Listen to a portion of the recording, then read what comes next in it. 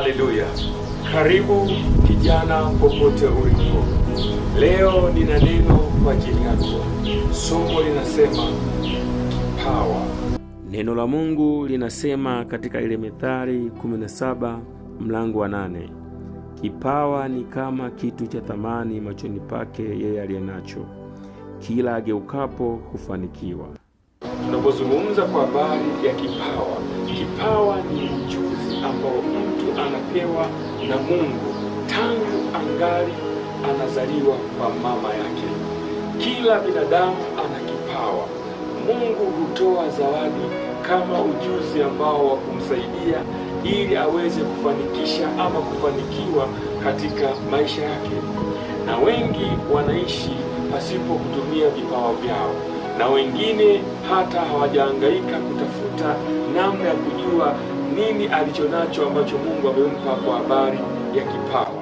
Lakini leo nataka nikwambia kwamba kipawa ni mtaji wako wa mtu, na mtu mwenye kipawa hafichiki. Mtu mwenye kipawa anaonekana. Kwenye maisha haya sisi ni mashuhuda, na tunajua kwamba kuna watu ambao wanatumia vipaji vyao vizuri na wamefanikiwa viwango vikubwa. Maisha yao yamebadilika kwa sababu ya kutumia vipaji ambavyo Mungu amewapa. Sikiliza kijana, kitu ambacho unatakiwa utumie cha kwanza ni kipaji ambacho Mungu amekupa. Ni mtaji wa bure kabisa, kwa sababu ili ufanikiwe kuna mambo mengi sana. Kuna vitu vingi ambavyo vinafanikiwa. Kuna mitaji ambayo ni ya mali, ya fedha, mitaji ya rasilimali.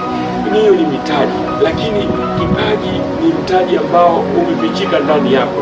Ni jitihada zako tu mwenyewe kupambana ili ukijue kipaji ambacho Mungu amekupa. Na binadamu tuna vipaji mbalimbali, yaani tuna vipawa mbalimbali. Mwingine ana kipawa cha uimbaji, mwingine ana kipawa cha akili, mwingine ana kipaji cha kucheza mpira, mwingine ana kipaji cha kuigiza, mwingine ana kipaji cha kuchekesha, mwingine ana kipaji cha kuongea, mwingine ana vipaji vya uongozi. Kila mmoja ana kipaji kadri Mungu alivyomjalia. Na hata katika ile Mithali mlango wa 17 mstari wa 8, neno la Mungu linasema kipawa ni kitu cha thamani kwake yeye aliyenacho, kila anapogeuka kufanikiwa. Kwa hiyo nikwambie, kuna mafanikio mengine yanaanza ndani ya kipaji ambacho Mungu amekupa. Ni wewe kwanza kutafuta namna ambao ya kujua kwamba Mungu amewekeza nini kwenye kipaji kwenye maisha yako. Na utapofanya, watu wataanza kujua kwamba huyu mtu ana kitu cha tofauti na watu wengine. Unajua, mtu mwenye kipaji, yeye kwanza akishaanza kujua kile kipaji, ndivyo ambavyo wengine wanaanza na wenyewe kukiona kile kipaji. Sehemu